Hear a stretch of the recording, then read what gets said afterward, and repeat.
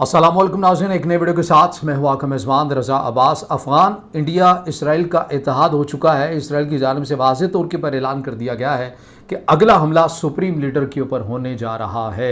इन दोनों खबरों का आपस में क्या ताल्लुक़ है, आज के इस व्लॉग में मैं आपके सामने रखूँगा, मगर उससे पहले आपसे दरख्वास्त की वीडियो को लाइक और चैनल को सब्सक्राइब ज़रूर कीजिएगा।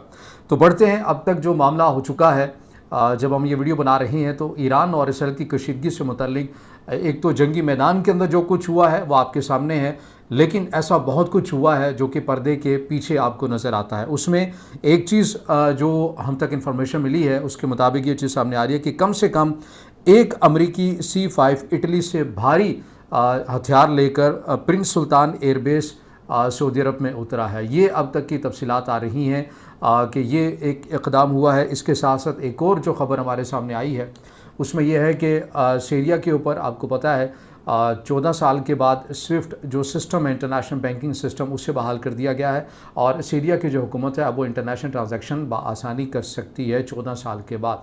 और ये ऐसा क्यों कर मुमकिन हुआ है और इसकी टाइमिंग कितनी अहमियत की हामिल है, इससे आप बाखूबी और ख़ुद ही अपने तौर के ऊपर बहुत सारे कनेक्शन आपस में मिला सकते हैं कि एक तरफ अमेरिकी सदर डोनाल्ड ट्रंप की जानिब से सीरिया की हुकूमत के ऊपर से अमरीकी पाबंदियों का ख़ात्मा किया गया था वलीअहद मोहम्मद बिन सलमान के कहने के ऊपर, और आज एक ऐसे वक्त में जब ईरान और इसराइल की कशीदगी जारी सारी है, अमेरिका ने सीरिया का जो इंटरनेशनल बैंकिंग सिस्टम है उसके ऊपर से पाबंदियाँ हटा ली है और उन्हें कनेक्ट कर दिया है आलमी माशी निज़ाम के साथ। तो ऐसे वक्त के अंदर ऐसी जब चीज़ होती है तो आपके अंदर आपको बहुत सारे मख्फी पैगामात भी देती हुई नज़र आती है। इसके साथ साथ जो एक और चीज़ हमारे सामने आ रही है जिसके ऊपर मैंने इब्तिदा के अंदर बात की, वो ये कि अफ़गान इंडिया इसराइल का क्या इत्तेहाद हो चुका है। एक चीज़ तो ये देखिए, ये याद रखिए कि इस मार्के के अंदर ये जो कुछ हो रहा है ईरान और इसराइल के माबैन, इसमें ईरान के लिए बहुत कुछ है सीखने को। अगर वो सीखना चाहे, अपनी गलतियों का अजाला करना चाहे, वो क्या है उसके अंदर यह है कि यकीनन शुजात, बहादुरी, इसके ऊपर तो कोई दूसरी राय नहीं है, कोई बात नहीं है। हिकमत भी बड़ी ज़रूरी होती है और हिकमत के तहत ही आप अपने इस जज्बा ईमानी को, अपनी ताकत को सही मानों में इम्प्लीमेंट भी कर सकते हैं। अगर हिकमत ना हो तो फिर आपकी तमाम चीज़ें रायगा जाती हुई भी नज़र आती हैं। ये ख़ुद दीन का दर्स है जो मुझसे बेहतर ज़ाहिर हम मेरे तमाम जो सुनने वाले हैं वो भी जानते होंगे। अब हुआ क्या है, जब मैं गलतियों की बात कर रहा हूँ ईरान के अंदर, तो ईरान की जो गलतियाँ बड़ी खुलकर सामने आई हैं वो ये कि एक तो इंडियंस के ऊपर बड़ा अंधाधुंध एतमाद किया गया। ज़ाहिर है इसके अंदर मैं सारे इंडियंस की बात नहीं कर रहा। और दूसरा जो एलिमेंट है वो अफ़गान शहरियों के ऊपर बड़ा एतमाद किया गया या अफ़गान के ऊपर बड़ा एतमाद किया गया। और इन्हीं दो फैक्टर्स ने ईरान को इतना शदीद किस्म का धचका दिया है जो ईरान तसव्वुर भी नहीं कर सकता था। 73 के करीब पहले ये नंबर आया इंडियंस का कि इंडियंस ऐसे शहरी जो कि ईरान के अगेंस्ट काम कर रहे थे, जासूसी के लिए काम कर रहे थे।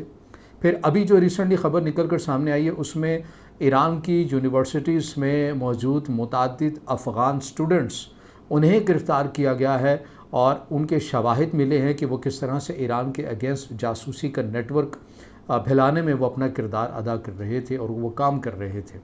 अब इससे आपको ये चीज़ें निकल कर सामने आती हैं कि ईरान इसको इन्फॉर्म नहीं था। ज़ाहिर है कौन चाहेगा कि उसको मालूम भी हो कि ये हमारे दुश्मन है और ये ऐसा काम कर रहे हैं। ईरान ने तो एक बड़ा दिल होने के नाते इन लोगों को एक्सेस दी, अपने तालीमी इदारों तक भी दी, भारत के शहरियों को कारोबार के लिए हर अपॉर्चुनिटी भी दी, लेकिन उसका किस हद तक फ़ायदा उठाया गया है ये अब ईरान के लिए वाकई इस वक्त के अंदर एक पैगाम भी है। इसके साथ साथ ईरान की जानिब से बताया यह जा रहा है कि उनके फ़ौजी हेडकोार्टर के बिल्कुल आसपास ही कहीं एक ऐसी बिल्डिंग बनाएगी जो कि ज़ेर ज़मीन, उसके अंदर मुताद्दिद किस्म के बंकर्स भी बनाए गए थे जहाँ से बड़ी तादाद के अंदर जवानों को रखा गया था और वो जवान, उनको बेसिक लेवल की जो तरबियत है ड्रोन से मुतल्लिक वो दी गई थी और वो वहाँ पर बनाने का काम भी जारी सारी था और वो उसको ऑपरेट भी कर रहे थे और ये नेटवर्क भी पकड़ा गया है। इसके अंदर मुताद्दिद ईरानी भी शामिल आपको नज़र आ रहे हैं और इसके साथ साथ अफ़गानी भी आपको नज़र आ रहे हैं। तो दो जो बैरूनी उनसर हैं ईरान के अंदर तो है ही जासूसी वाला निज़ाम या अपनी रियासत के अगेंस्ट वो इस हद तक पहुँच चुके हैं कि वो बगावत करते हैं किसी और मुल्क के साथ मिलकर, लेकिन जो बैरूनी अनासर थे इंडियंस और अफ़गान, इन्होंने इस मुश्किल वक्त के ऊपर ईरान को काफ़ी शदीद धचका पहुंचाया है और ईरान को अब अपनी खारजा पॉलिसी को इस हवाले से तरतीब देना चाहिए और ये ख़ुद पाकिस्तान के लिए भी बहुत अलार्मिंग है। हम अक्सर जब बात किया करते थे अफ़गान रेफ्यूजीज़ की, तो उसमें हम इस बात के ऊपर दाद दिया करते थे ईरान को कि ईरान ने अफ़गान शहरियों को अगर रखा है या अफ़गान पनाह गुज़ीरों को रखा है तो इंतहाई महदूद पैमाने के ऊपर रखा है। उन्हें पाकिस्तान की तरह अपने हर सूबे, हर अज़ला के अंदर एक्सेस नहीं दी है।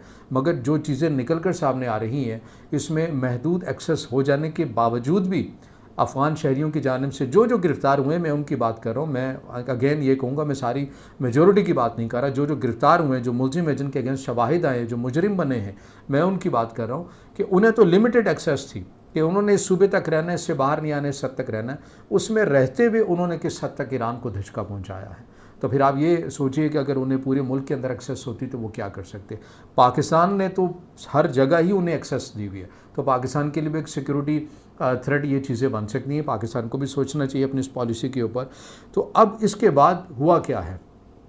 अब इसके बाद जो चीज़ निकल कर सामने आ रही है, जो इंतहाई ख़तरनाक और तशवीशनाक भी हो सकती है। मैं जब ये वीडियो बना रहा हूँ, उससे कुछ ही देर पहले ये स्टेटमेंट मैंने सुनी इसराइल के वज़ीर दिफ़ा की जानिब से। उन्होंने ये स्टेटमेंट दी है जिसमें उनका ये कहना है कि अगला हमला सुप्रीम लीडर पर होगा, ईरानी सुप्रीम लीडर के ऊपर होगा, क्योंकि वो बैठ कर तमाम ऑर्डर्स दे रहे हैं इसराइल के ऊपर हमला करने के। और हम ये वादा और कमिटमेंट कर चुके हैं कि अब हम हमला करेंगे और पूरी जो स्टेट है, ईरान का जो मैकेनिज़्म है रियासत का, हम उसे पूरा तहस नहस कर देंगे। हम तेहरान को ही तबाह व बर्बाद करेंगे। ये इसराइल के वज़ीर दिफ़ा की जानिब से स्टेटमेंट हमारे सामने निकल कर आई है।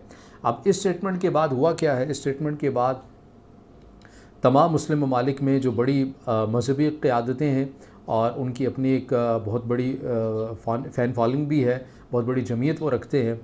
इराक़ की अगर हम बात करें तो आयतुल्लाह सिस्तानी का नाम निकल कर सामने आया। उन्होंने बड़े खुले अल्फाज में कह दिया है कि अगर ऐसा किया गया तो फिर सूरत हाल सभी के हाथ से निकल जाएगी, क्योंकि ये नहीं भूलना चाहिए कि ईरान के सुप्रीम लीडर एक मजहबी रहनुमा और सरबराह भी हैं। तो उनके जो फ़ैन फॉलोइंग है और उनके जो फॉलोअर्स होंगे वो फिर पूरी दुनिया के अंदर फैले हुए हैं। और ऐसी सूरत हाल पैदा हो सकती है कि फिर किसी के हाथ में कुछ भी नहीं रहेगा। और ना ही ये सोच लानी चाहिए कि आप एक मजहबी रहनुमा को निशाना बनाएं ऐसे मामलात के ऊपर। इसी तरह की स्टेटमेंट लेबनान से भी आई है कि इस चीज़ के ऊपर रुक जाना चाहिए, फुल स्टॉप लगा देना चाहिए। अब रूस के जो सदर हैं प्यूटन, उन्होंने तो यहाँ तक कहा कि मैं तो इस इम्कान के ऊपर भी बात नहीं कर सकता कि उन्हें निशाना बनाया जा सकता है या नहीं बनाया जा सकता। तो ये सूरत हाल आपको इंतहाई तशवीशनाक होती हुई नज़र आ रही है। ईरान और इसराइल कशीदगी से मुतल्लिक अमेरिका क्या कुछ कर रहा है, पस पर्दा क्या चीज़ें चल रही हैं, वो मैंने आपको बताया कि किस तरह से सीरिया इंटरनेशनल बैंकिंग सिस्टम के साथ कनेक्ट हो गया एक ऐसे वक्त में जब ख़ित्ते के अंदर एक आलमी जंग छिड़ते हुए उसके असरात नज़र आ रहे हैं। दूसरी जानिब सऊदी अरब की बेस के अंदर वहाँ पर जो तैयारे उतर रहे हैं, अमरीकी तैयारे उतरते हुए आपको नज़र आते हैं। और फिर इराक़ की जानिब से धमकी और इसराइली वज़ीर दिफ़ा की जानिब से स्टेटमेंट का आना, तो ये तमाम जो सूरत हाल है इंडिकेट कर रही हैं, बता रही हैं कि सूरत हाल यहाँ तक थमने वाली नहीं है, बल्कि इसके अंदर मज़ीद कशीदगी भी आ सकती है। यूरोपीय यूनियन वज़ीर ख़ारजा की जानिब से कहा गया कि वो जुमे वाले दिन पाकिस्तान यानी कि कल के मुताबिक बताया जा रहा है कि कल जुमे वाले दिन वो ईरान के वज़ीर ख़ारजा अब्बास अराक़ची से मुलाकात कर सकते हैं और सूरत हाल को हैंडल करने की कोशिश करेंगे यूरोपीय यूनियन वज़ीर ख़ारजा अपने तय। अब ऐसा क्यों है कि वो अमेरिका से अलहदा नज़र आ रहे हैं? नहीं, इस हवाले से जो ख़बर एजेंसीज़ हैं दीगर ममालिक की वो ये रिपोर्ट कर रही हैं कि अमेरिका को भी इस मुज़ाकरात की तायद हासिल होगी। इम्कान है कि अमेरिका भी चाहेगा कि सूरत हाल को हैंडल किया जा सके, लेकिन साथ में अमेरिका की जानिब से ये चीज़ भी बता दी गई है कि हम मशरिक़ वस्ता में एक जंग की तैयारी कर रहे हैं और जिसके लिए हमने फ़ौज की नक़ल व हरकत को बढ़ा दिया है। अब ये सूरत हाल कहाँ जाती हुई नज़र आती है और इसके अंदर जो भी मज़ीद अपडेट्स आएंगे आपके सामने रखेंगे। अब आपको लगता है कि वीडियो मालूमाती है तो फिर इसे ज़रूर लाइक भी कीजिएगा, कमेंट्स में ज़ाहिर ख्याल कीजिएगा और चैनल को सब्सक्राइब ज़रूर कीजिएगा।